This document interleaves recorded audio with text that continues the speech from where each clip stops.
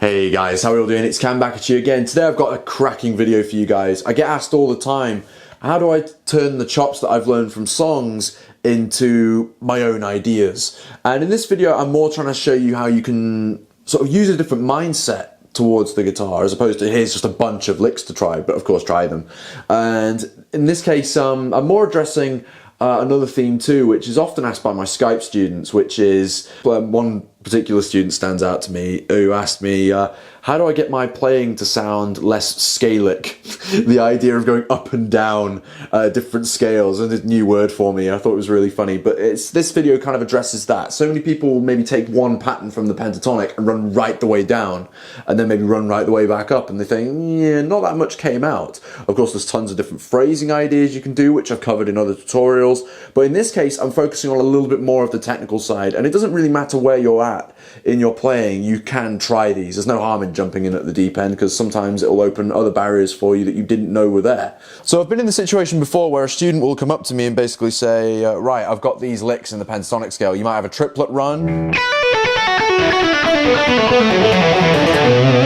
Basically Mr. Crowley material coming down, and then they might run up the same thing.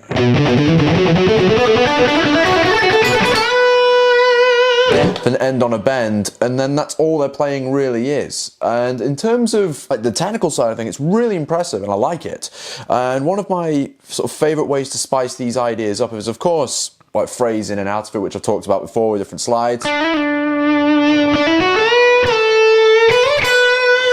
then it's like, man, come on, we want to shred. But then you can add little flavours in the middle to make it a little bit more interesting. And I found that it doesn't matter what sequence you have certain ones that match nicely with others. So just to demonstrate the idea, with triplets, for example, I'm in the B minor pentatonic scale here. So what you might have is you might start off with a bend.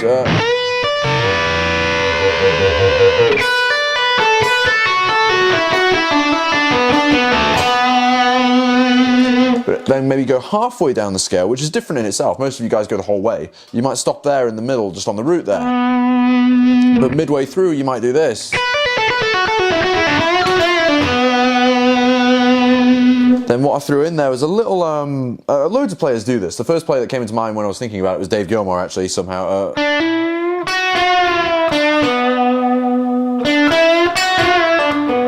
And the way I play that is I go...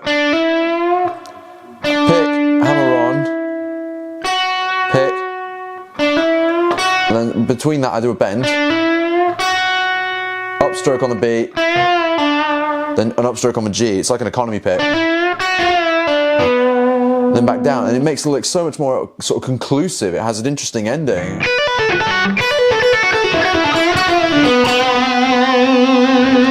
And then maybe you might want to continue further afterwards. So that's another idea there. You sort of end on almost like a riff.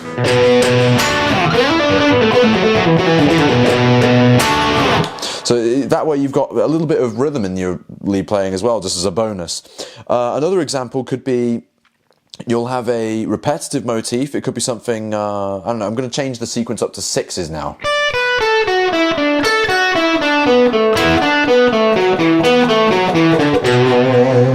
Joe Bonamassa meets Zakk Wylde meets Eric Johnson, heaven, that kind of idea.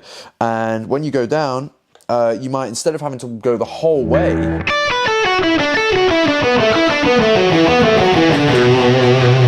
play with the sequence. And this kind of idea I really enjoy, because it means you can skip back to different parts of the scale and really prolong the idea. You can keep it going. And once again, this isn't meant to be, in this case, like the sort of most beautiful melodic soloing. It's more one of those moments where you are going all out technical, and it's all alternate picking in this case. You might have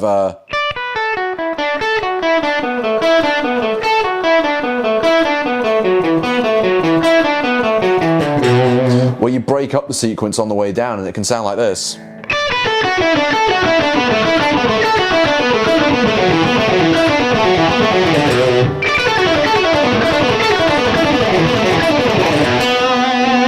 Which is alright, not so bad, but then again we could still make it more interesting.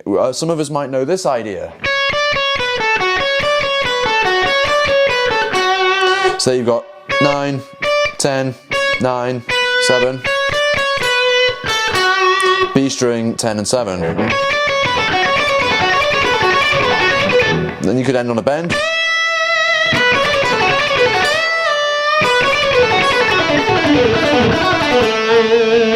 So there I came down the sixes idea.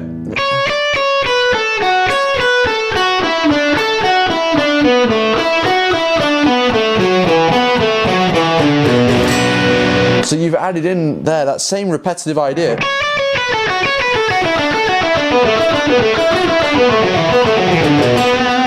In the middle, and it adds an extra effect to the lick. It doesn't sound like just one single scale run. You throw a little anomaly in there to change the whole thing up. Now, let's try something a little bit more technical, a little bit more complicated. We might have a run where we could go up in fourths, oh, sorry, down in fourths.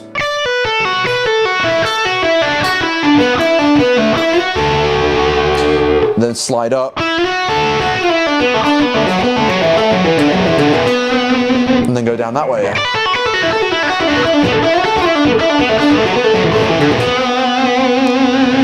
Another really cool idea there. So what I'm doing is I'm sliding up from G string up to 11 on the G, including 10 on the B to make it a harmony, sort of like D major double stop there almost. You can let it ring there and slide back down.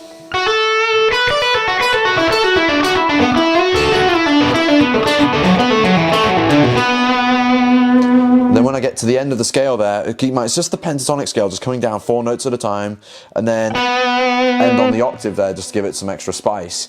You could even combine the same idea.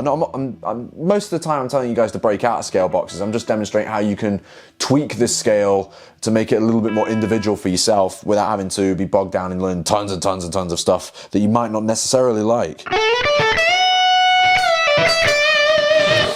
Another example is you can be a little bit more simplistic. You could take the beginnings of 2 solos that were very, very famous. There's one lick in Another Brick in the Wall that I've totally stolen, which is this one. With that bend there. Oh, sorry.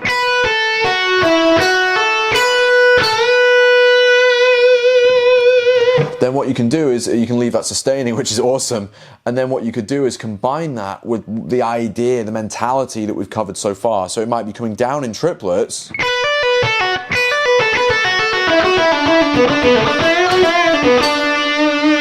Then instead of ending on that, maybe add a double bend in there. So.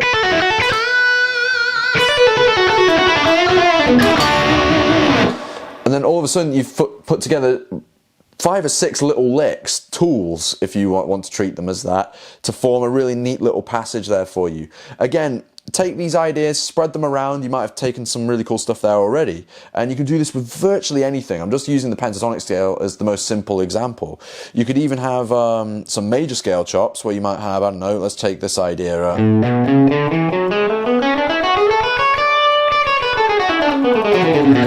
So instead of having to run up and down a scale all the time, you might have...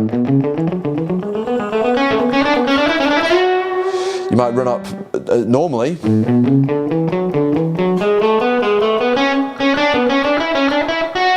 Then change it to 4s midway through. That could be a little bit more complicated, but... makes everything that extra bit spicy, and you can make different combinations there. Another example could be blending this with the pentatonic. You might have, like what we had before.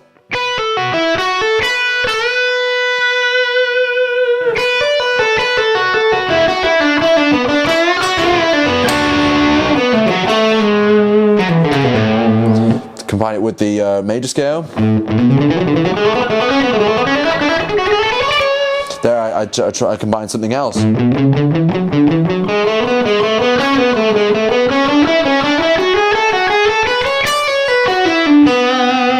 Then there's another chop here at the end. Paul Gilbert string skipping arpeggio. So treat little ideas as tools, okay? As opposed to it being a super long-winded passage which you've just moved around the fretboard to form another solo, you can take little ideas from each one and form them together. So again, try these licks out, have some fun with them, but what I'm trying to convey in this lesson more than anything is the mindset to adopt. So give it a try, take the licks that you've got and maybe chop up the order, mess around with them, keep the ideas rolling and see what you can come up with. Thanks a lot for watching this video, you guys. I hope you've liked what you've seen. Please let me know what you think, leave a comment below, smash that thumbs up if you learned something, and I can't wait to see you next time around. Bye bye.